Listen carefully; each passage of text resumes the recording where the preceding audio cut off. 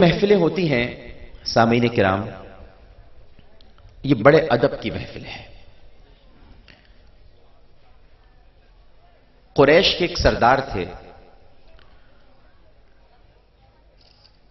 قبول اسلام سے قبل اہل قریش نے انہیں نبی کریم صلی اللہ علیہ وآلہ وسلم سے ملاقات کے لیے، مذاکرات کے لیے بھیجا، اور جب وہ آپ کے بارگاہ میں آئے، آپ نے وہاں کے جو مناظر دیکھے تو آپ نے اہل قریش سے جا کر کہا کہ قسم ہے حبل کی، لات کی اور منات کی، تم محمد صلی اللہ علیہ وآلہ وسلم پر غلبہ نہیں پا سکتے۔ اہل قریش نے پوچھا کہ کیوں؟ بڑے بڑے سردار تھے، انہوں نے پوچھا کہ کیا ہم نے تو تمہیں اپنا نمائندہ بنا کر بھیجا تھا، تم تو کچھ اور ہی بات ہمیں سنا رہے ہو۔ تو انہوں نے کہا کہ میں نے بڑے بڑے دربار دیکھے، میں نے قیصر روم کا دربار بھی دیکھا، میں بادشاہ ہرقل کے پاس بھی گیا، لیکن میں نے جو ادب اور محبت محمد صلی اللہ علیہ وآلہ وسلم کے صحابہ میں دیکھی، میں نے ایسی محبت کہیں نہیں دیکھی۔ جب سرکار، اب یہ ہم اپنے انداز میں بیان کر رہے ہیں، انہوں نے محمد کہا تھا، لیکن ہم کہتے ہیں کہ جب سرکار صلی اللہ علیہ وآلہ وسلم گفتگو کرتے ہیں، کلام کرتے ہیں، تو صحابہ خاموشی سے سنتے ہیں اور اس طرح ساکت ہو جاتے ہیں کہ جیسے ان کے سروں پر پرندوں نے گھونسلے بنا لیے۔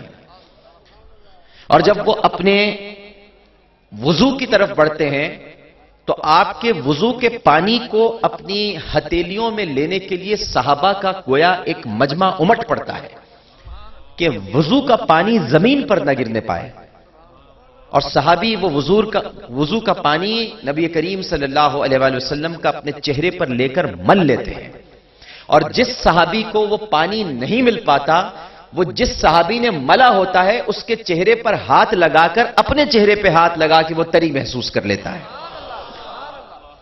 اور وہ آپ کے لعاب دہن کو زمین پہ گرنے نہیں دیتے، گرنے سے پہلے ہی چاٹ لیتے ہیں۔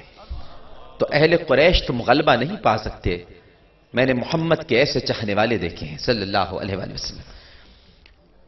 تو یہ بات آپ کو بتلانے کا مقصد یہ ہے کہ یہ ادب کی محفلیں ہیں۔ ادب، خدا کو ہمارے سجدوں کی حاجت نہیں ہے،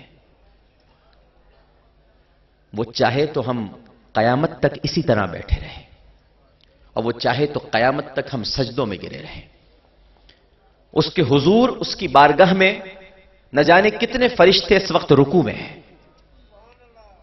لا تعداد ملائکہ اس وقت قیام میں ہے، کوئی سجدے میں ہے، کوئی تسبیح پڑھ رہا ہے، اسے ہمارے سجدوں کی حاجت نہیں ہے، وہ تو چاہتا یہ ہے کہ اس کے محبوب کا ادب کرنا سیکھ جائیں۔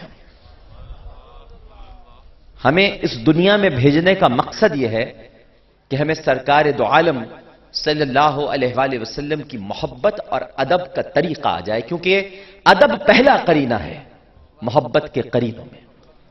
جب تک ادب نہیں ہوگا محبت نہیں ہو سکتی۔ وہ سارے دعوے بیکار ہیں، بے بنیاد ہیں کہ جو ادب سے خالی ہوں۔ جب ادب ہی نہیں تو محبت کیسی؟ اور ادب کے بڑے تقاضے ہیں۔ یہ جو محبوب کی محفل ہے، آپ کو پتا ہے نا کہ محبوب سجاتے ہیں، اور آپ کو یہ بھی پتا ہے کہ آتے ہیں وہی جن کو سرکار بلاتے ہیں، تو پھر کچھ تقاضے ہوتے ہیں نعتوں کو سماعت کرنے کے، کچھ تقاضے ہوتے ہیں نبی کریم صلی اللہ علیہ وآلہ وسلم کا جب نام نامی لیا جائے تو ہمارے جسم کی حرکات رقص جیسی نہ ہو جائے، بڑا ادب کرنا پڑتا ہے، کیونکہ یہ نعت جب پیش کی جا رہی ہے، اس نعت کے پیش کرنے کا مقصد بالکل ایسا ہی ہے کہ جب میں صرف تمثیلاً آپ کو سمجھا رہا ہوں کہ آپ نے حدیث پاک یہ ضرور علماء سے سماعت فرمائی ہوگی کہ جب تم اللہ کی بارگاہ میں نماز کے لیے کھڑے ہو، جب تم اللہ کی بارگاہ میں نماز کے لیے کھڑے ہو، یعنی نماز ادائیگی نماز کے لیے کھڑے ہو، تو تمہیں یہ معلوم ہونا چاہیے کہ تم خدا کو دیکھ رہے ہو، اور اگر تمہیں یہ احساس نہیں ہے کہ تم خدا کو دیکھ رہے ہو تو کم از کم اتنا جان لو کہ خدا تم کو دیکھ رہا ہے. بالکل اسی طرح جب آپ نعت پڑھتے ہیں، ذکر کرتے ہیں، اور آپ ذکر کرنے والے اور ذکر سننے والے، ان دونوں پر یہ لازم ہے کہ جو کر رہے ہیں انہیں معلوم ہو کہ سرکار سن رہے ہیں، اور جو سماعت فرما رہے ہیں ان کے ادب کا یہ عالم ہونا چاہیے کہ انہیں معلوم ہو کہ ان کے برابر میں ہی ملائکہ تشریف فرما ہے. ہمارے یہاں ایک عجیب ٹرینڈ چل پڑا ہے، نعتوں کے دوران ہاتھوں کو اٹھانا، جھومنا. میں بڑی معذرت کے ساتھ عرض کروں گا کہ اگر کیا سرکار یہاں پر ہوتے تو آپ یہ حرکتیں کر سکتے تھے؟ کیا حسان بن ثابت رضی اللہ تعالیٰ عنہ جب نعت پیش فرماتے تھے تو کیا ہاتھ جھوما کرتے تھے؟ صحابہ کرام ادب سے سر جھکا لیتے تھے. یہ سرکار کا ذکر ہے،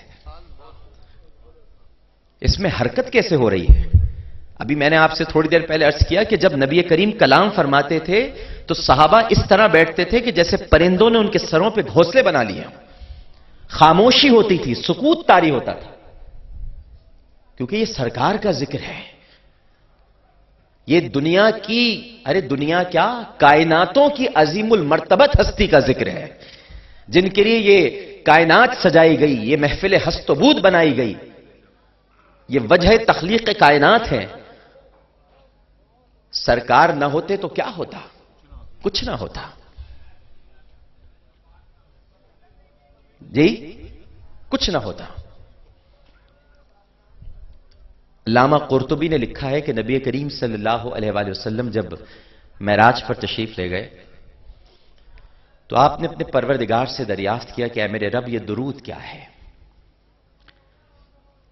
تو پروردگار نے ارشاد فرمایا پیارے درود وہ ہے جو تجھ پر میری تمام مخلوقات پڑھتی ہیں.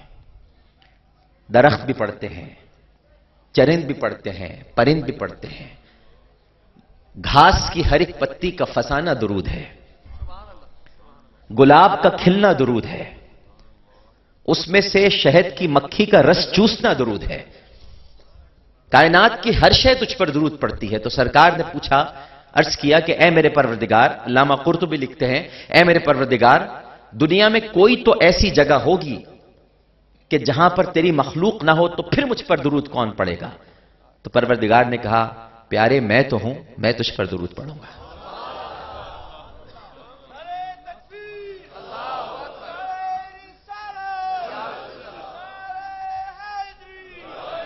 تو یہ بہت ادب کا ذکر ہے اور یہ بڑے ادب کے تقاضوں کا متقاضی بھی ہے.